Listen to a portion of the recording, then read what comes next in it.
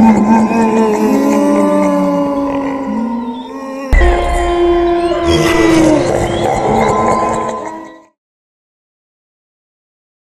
Friends, అంతా ఎలా ఉన్నారు? బాగున్నారనుకుంటున్నాను. ఇంకా బాగుండాలని మనస్ఫూర్తిగా కోరుకుంటున్నానండి.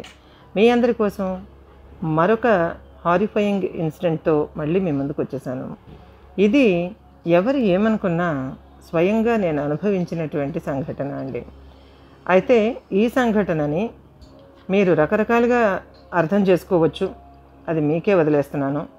అయితే ఇక ఆలస్యం చేయకుండా మన ఛానల్ని చూడగానే ఒక లైక్ చేయండి, సబ్స్క్రిప్షన్స్ రేట్ పెంచండి, అట్లాగే వ్యూయర్షిప్ కూడా పెంచండి.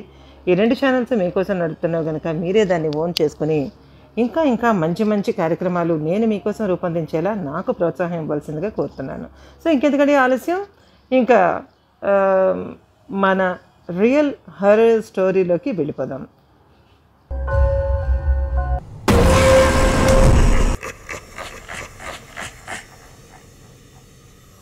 సో ఇది ఎప్పుడు జరిగింది అని అంటే 2018లో జరిగిందండి. 2018లో మా ఊళ్ళో నాకు ఎదురైనటువంటి సంఘటన. ఇందులో ఎటువంటి సందేహం లేదండి. అయితే దీనికి కారణం ఏంటి అనేది నేను మీకు చివరిలో చెప్తాను. జరిగిన దానికి ఏమిటి కారణం అనేది చివరిలో చెప్తాను.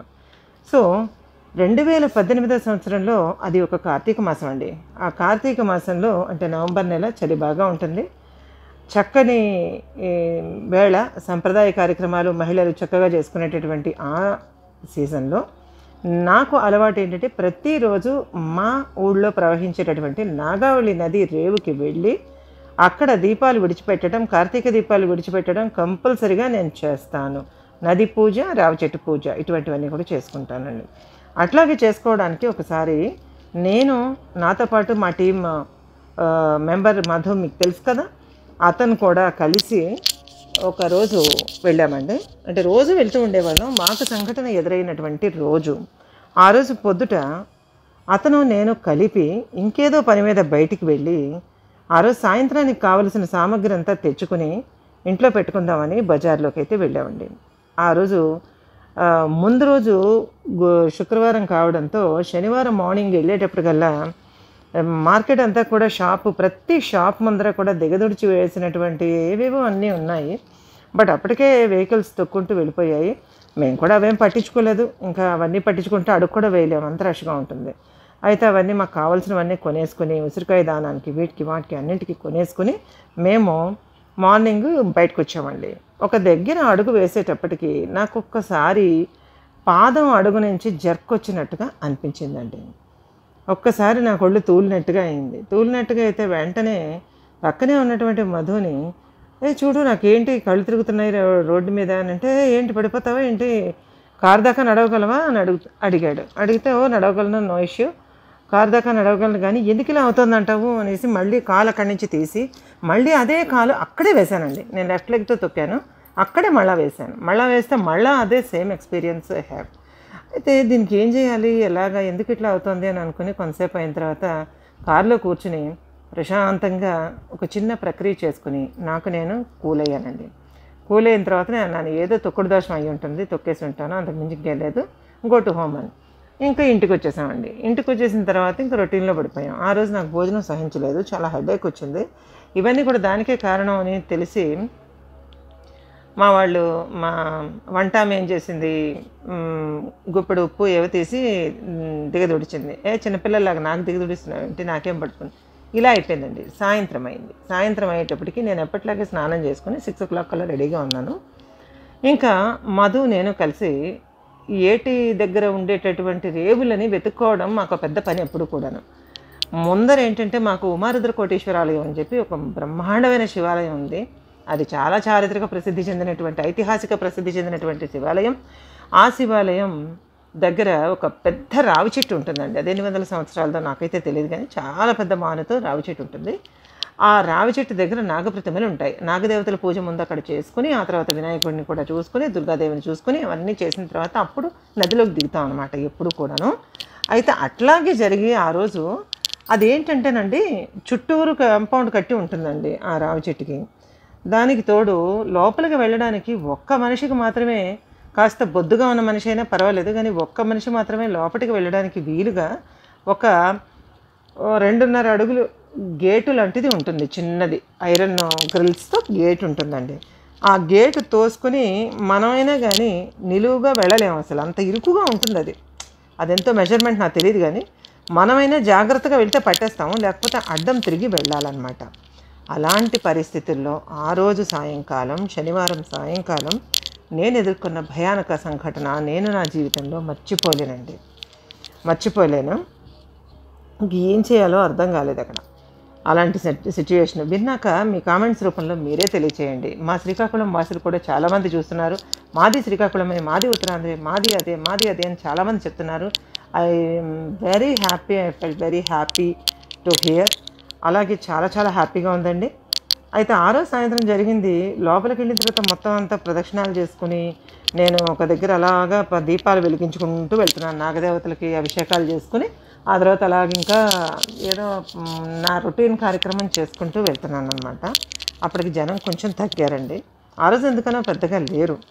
ఆలయం శివాలయం కాబట్టి వెళ్ళేవాళ్ళు డైరెక్ట్గా ఏటువైపు వెళ్ళిపోతున్నారు, ఇక్కడికి వచ్చి వెళ్ళిపోతున్నారు తప్పించి. పక్కనే సుబ్రహ్మణ్యేశ్వర స్వామి గుడి కూడా ఉందండి, అక్కడ బాగా రష్గా ఉంది. సో ఆ రోజు ఎందుకనో కొద్దిగా రష్ తక్కువ ఉంది. నేను ఒక సైడ్ వెలిగిస్తున్నాను, మధు ఒక సైడు హెల్ప్ చేస్తున్నాడు. హెల్ప్ చేసి కొంచెం సేపు అయిన తర్వాత అక్కడ ఎవరో ఒకతను ప్రవచనం లాంటిది ఏదో సంథింగ్ చెప్తున్నారండి. దేవుడికి సంబంధించిన శివపురాణం, కార్తీక పురాణం లాంటివి వినిపిస్తున్నారు. ఒక ఆయన, పెద్ద ఆయన ఆ చెట్టు దగ్గర వినిపిస్తుంటే అక్కడ ఒక 200 మంది దాకా కూర్చొని ఉన్నారండి. కూర్చొని అందరూ భక్తిగా వింటున్నారు. అక్కడంతా కూడా రోడ్డు బ్లాక్ అయిపోయింది. ఇటు నుంచి ఇంకా అది దాటిన తర్వాత డైరెక్ట్గా ఇంకా టెంపుల్లోకి ఎంటర్ అయిపోతాం అనమాట. లెఫ్ట్ సైడ్, రైట్ సైడ్ వెళ్తే నది దగ్గరికి వెళ్ళిపోతాం, మెట్లు ఉంటాయి, నది దగ్గరికి వెళ్ళిపోతాం అనమాట. అది అక్కడ కట్టడం అలా ఉంటుంది. అయితే మేము ఆ మనుషుల్ని దాటుకుని జాగ్రత్తగా వాళ్ళ కాళ్ళు తగలకుండా చోటు చేసుకుంటూ వస్తున్నాం. లోపలికి వచ్చి మేము అలాగే లోపలికి వచ్చేసాం.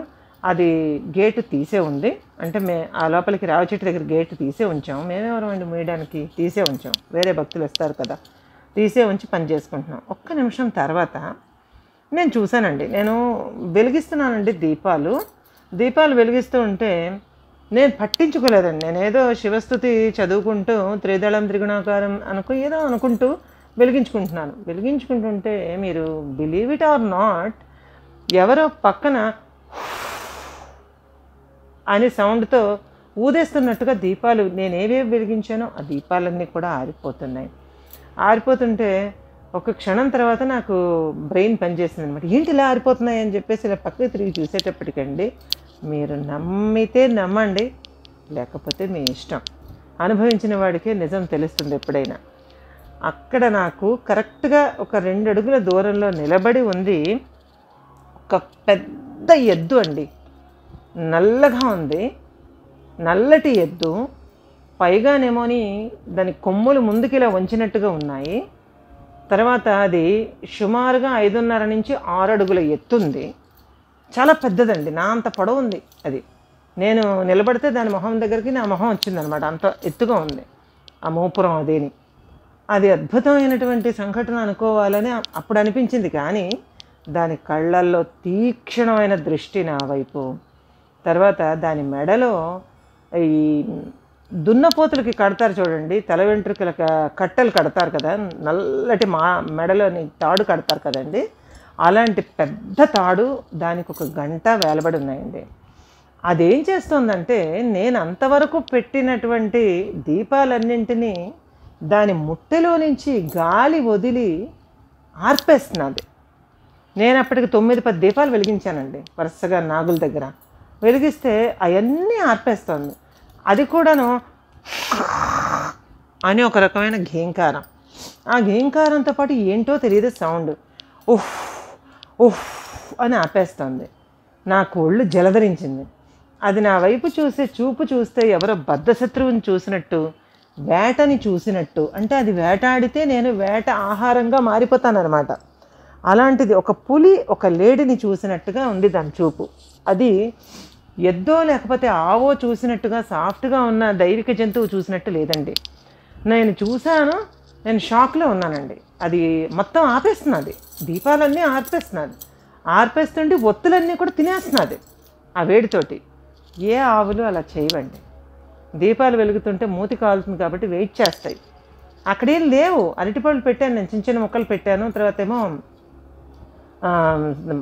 ఏమంటారు నారింజ తొనలు అన్నీ పెట్టానండి. అవి తినడానికైనా ఆవులు ఎద్దులు వెయిట్ చేస్తాయి, అంతేగాని ముక్కు రంధ్రాల నుంచి గాలి ఊదీసి అన్నీ ఆపేసి అలా చేయవండి. మీకు కూడా తెలిసే ఉంటుంది, అందరికీ తెలిసే విషయం. చెయ్యవు. పైగా ఎద్దు అనేటప్పటికి ఈశ్వర స్వరూపము, ఆవు అనేటప్పటికి లక్ష్మీ స్వరూపం అని మనం భావిస్తాం. అలాంటిది ఇదేంట్రా బాబు అని నేను జస్ట్ ఐ వాజ్ షాక్డ్ అండి. I'm shocked and freeze. ఒకసారి కదలకుండా అలా ఉండిపోయాను నేను. ఉండిపోయి అలా చూస్తుంటే ఒక్కసారి ముందు తేరుకున్నది మధు అండి. మధు తేరుకుని, ఏయ్ నీకేమైనా మతిపోయిందా అని నా చేయి పట్టుకొని రా ఇటువైపు అని చెప్పేసి పరుగులాంటి నడకతోని నా చేతిలో బుట్ట తీసేసుకుని నేను అలాగే నిట్రాట్లాగా బిగుసుకుపోయాను నేను దాని చూపుకి.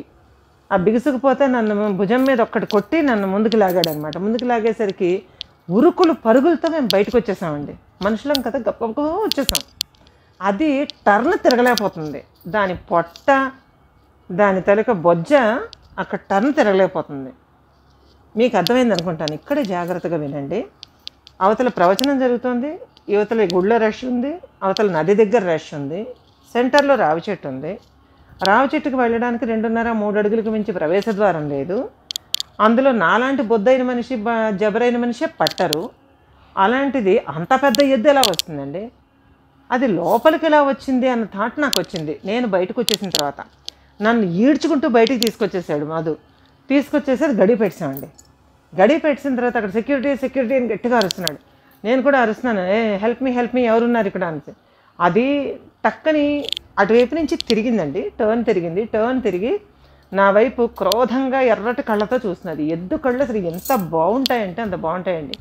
ఆవు కళ్ళు, ఎద్దు కళ్ళు చుట్టూ నల్లగా కాటుకు పెట్టినట్టు ఎంత బాగుంటాయో అలాంటిది ఎర్రగా క్రోధంగా కోపంగా అదొక రకంగా చూస్తోంది నన్ను. చూస్తుంటే సంథింగ్ రాంగ్, ఇదేంటిది ఇలా ఉంది అనేసి అనుకుని నేను షాక్ అయిపోయాను. నేను ఇంకా నాకు నో మూమెంట్స్ అనమాట, అలా ఉండిపోయాను. ఇతను లాక్కొస్తే ఇతడితో పాటు వెళ్ళిపోతున్నాను, అబ్బాయితో పాటు అతనితో పాటు. అతను తీసుకెళ్ళి అదిగో చూసారా అక్కడ ఎవరో ఒక అతను సెక్యూరిటీ కూర్చున్నారండి.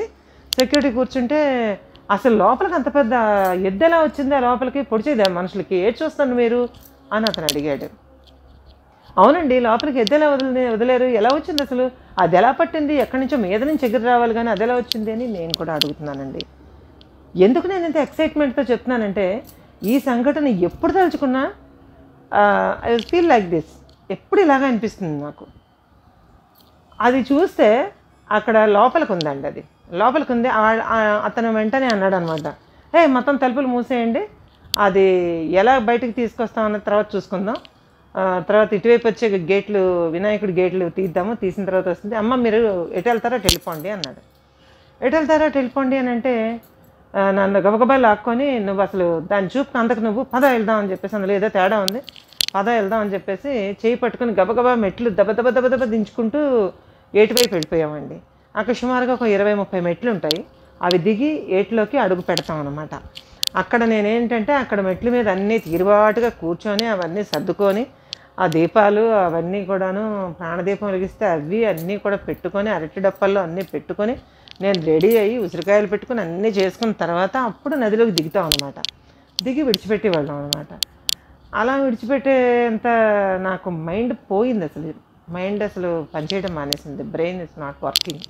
అసలు ఏ రకమైన అంటే నేను షాక్లోనే ఉన్నాను. ఇంకా లోపలికి తీసుకెళ్ళి కొంచెం సేపు అయిన తర్వాత అది మెట్ల మీదకి వచ్చిందండి. అంటే వాళ్ళు తీసి ఉంటారు తలుపులు, అది పై మెట్టు మీద నిలబడి నన్ను చూస్తున్నది. చూస్తుంటే ఏమా ఇదేంటి ఇలా వచ్చింది, ఏదో సంథింగ్ రాంగ్, నువ్వు అసలు అనేసి బుట్ట తట్ట అసలు సంపాదించుకుని అంటే తెచ్చుకున్న సామాగ్రి అంతా వదిలేసి నీళ్ళల్లోకి నన్ను పట్టుకొని దారి తీసాడండి అతను. నేను కూడా దాన్ని చూసి భయం వేసి నీళ్ళల్లోకి దిగిపోయాను. నేను ఆ నీళ్ళల్లోకి దిగిపోతే అది లాస్ట్ ఇంకా 3 మెట్లకి నీళ్ళల్లోకి అది కూడా దిగిపోతుంది. అంతవరకు వచ్చేసింది. అంతవరకు వచ్చేస్తే ఏంటిది నన్ను వెంటబెడుతోందా, కుక్కలు వెంటబడతాయి నాకు తెలిసి.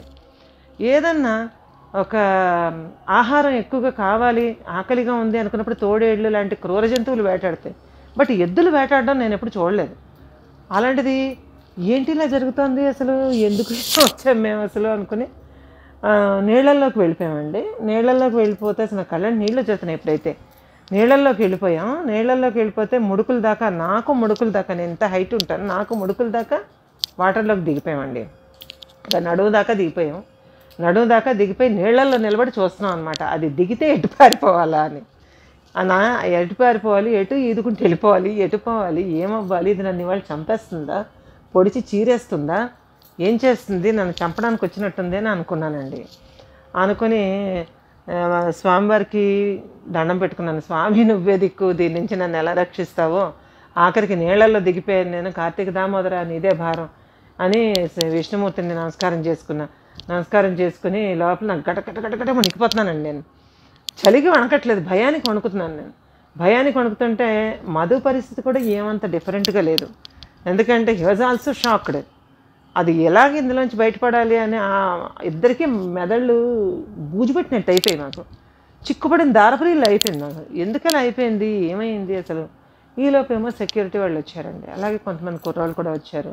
పెద్ద పెద్ద కర్రలు తీసుకుని వచ్చారు. కర్రలు తీసుకుని వచ్చి దాన్ని మొత్తానికి ఏంటంటే ఇటు నలుగురు దాన్ని ఎవడండి ఆపగలడు బాబు, ఇటు నలుగురు అటు నలుగురు పెట్టి దాన్ని నెట్టుకుంటూ, ఇతను ఏం చేశాడు, వెంటనే నేను దాని కంటి సైట్ నుంచి నన్ను తప్పించడం కోసం తక్క నీళ్ల వైపులాగా ముంచాడు. నన్ను నీళ్ల వైపు ముంచి అటువైపు లాగేశాడు. నేనేంటి ఇంకా లోతుకి వెళ్ళిపోతున్నాను.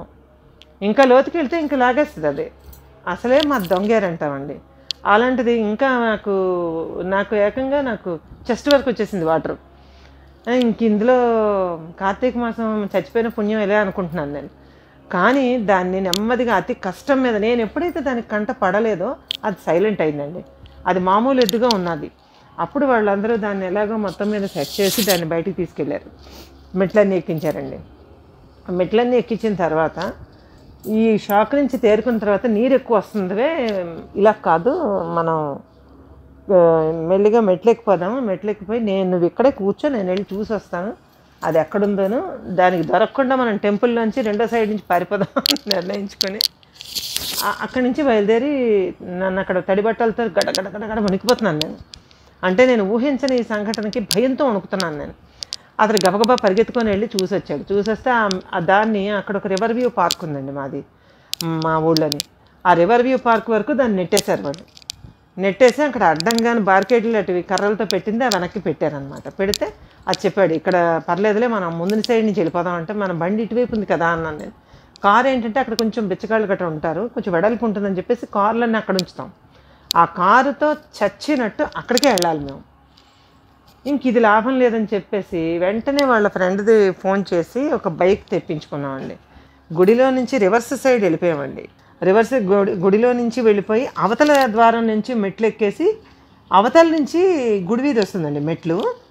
ఆ మెట్ల దగ్గర నుంచి అటువైపు వెళ్ళిపోయాం. స్వామివారికి సెకండ్ సైడ్ ఉంటుంది కదండి, అటువైపు నుంచి వెళ్ళిపోయాం. అటువైపు నుంచి వెళ్ళి అక్కడ ఒక బండి వాళ్ళ ఫ్రెండ్ తెప్పించుకొని ఆ 4-వీలర్ అక్కడే వదిలేసి, కారు అక్కడే వదిలేసి ఈ బైక్ మీద నన్ను ఇంటికి చేరుద్దామని అతనేమో ప్రయత్నం చేసి, మధు నువ్వు భయపడకు ఏమీ అవదు, జాగ్రత్త కూర్చు, ఇంటికి వెళ్ళిపోదాం అని చెప్పేసి రోడ్డు ఎక్కామండి. రోడ్డు ఎక్కితే మా ఊళ్ళో 7 రోడ్ జంక్షన్ అని ఒక జంక్షన్ ఉందండి. ఆ జంక్షన్ దగ్గర 7 రోడ్లు కలుస్తాయి అన్నమాట. 7 రోడ్లు కలుస్తాయని దాన్ని 7 రోడ్ జంక్షన్ అంటారు. ఆ 7 రోడ్ జంక్షన్ దగ్గర ట్రాఫిక్ లైట్ వచ్చేటప్పటికల్లాను అక్కడ ఆగాం బండితోటి. మేము గుడి వైపు నుంచి అవతల సందులో నుంచి వచ్చాం, అటువైపు ఆగాం అనమాట. ఆగేటప్పటికి కరెక్ట్గా ఆపోజిట్ డైరెక్షన్లో అది ఉంది. అది ఆపోజిట్ డైరెక్షన్లో అది కూడా ట్రాఫిక్ సిగ్నల్స్ పాటిస్తూ నిలబడి ఉంది. అది ఇప్పుడు అమ్మాయి ఇందులోంచి నేను ఎలా బయటపడతానని టెన్షన్ వచ్చేసింది నాకు. మళ్ళీ టెన్షన్ వచ్చేస్తే మతి ఎలా వెళ్తాం మనం అనేసి అంటే, ఏం లేదు దానికి దమ్కి ఇవ్వడం ఎంతసేపు, వెళ్ళిపోదాం, అది మా అన్న అక్కడ పట్టుకుంటుందని చెప్పేసి అక్కడి నుంచి బయలుదేరి మరొక రోడ్లో నుంచి వెళ్ళి మా ఇంటికి వెళ్ళడానికి ఇంకో దారి చూసుకొని అలా సందు గొంతులు వెతుక్కుంటూ వెళ్ళిపోయి మేమండి కొంచెం అక్కడ థియేటర్స్ ఉంటాయండి.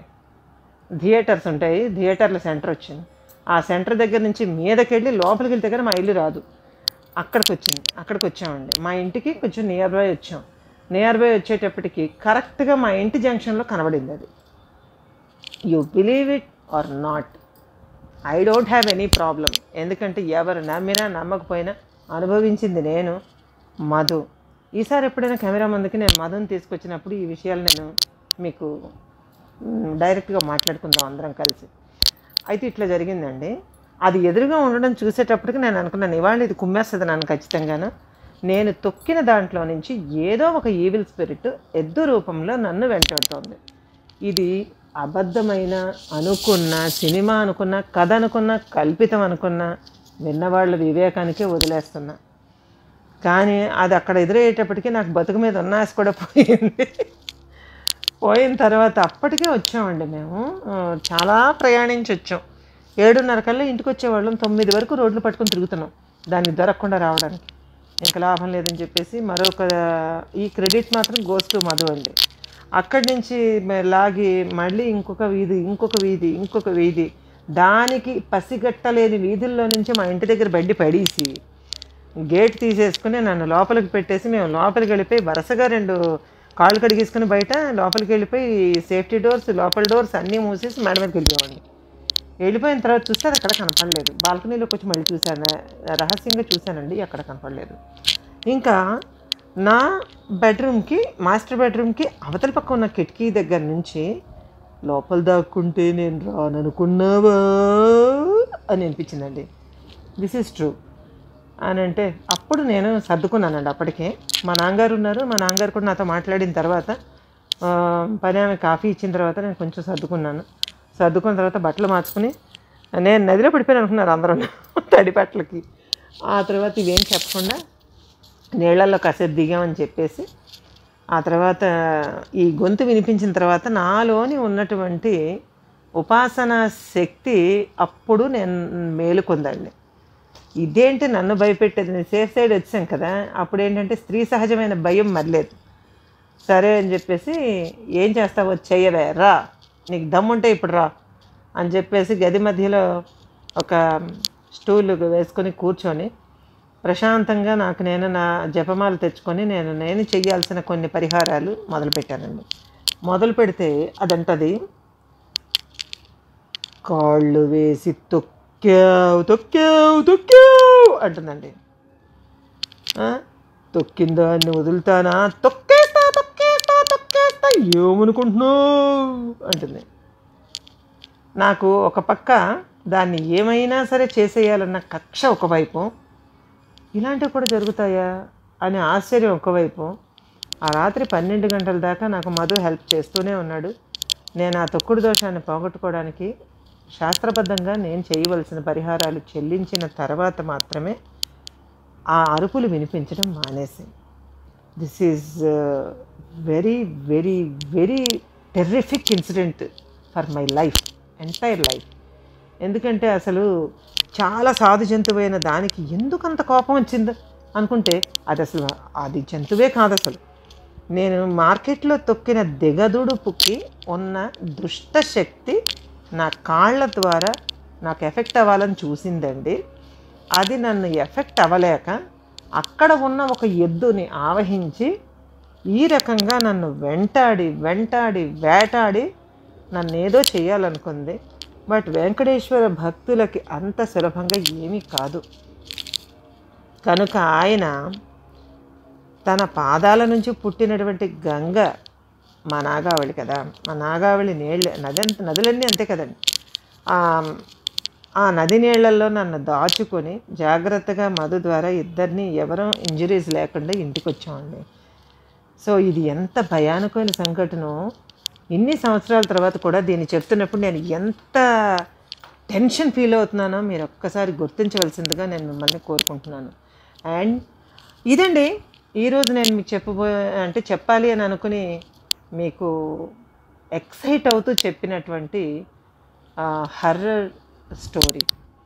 సో దీన్ని కూడా మీరు లైక్ చేస్తారని, మన channel viewership and watch time and subscriptions అన్నీ కూడా పెంచుతారని, లైక్ చేస్తారని, మన 2 ఛానల్స్ని అట్ ఏ టైం ప్రోత్సహిస్తారని, మన హర్రర్ వీడియోస్ కూడా బాగా లైక్ చేస్తారని మనస్ఫూర్తిగా అనుకుంటూ నమ్ముతూ మరొక అద్భుతమైన ఇన్సిడెంట్తో మేము ముందుకు వస్తాను. Until then bye bye.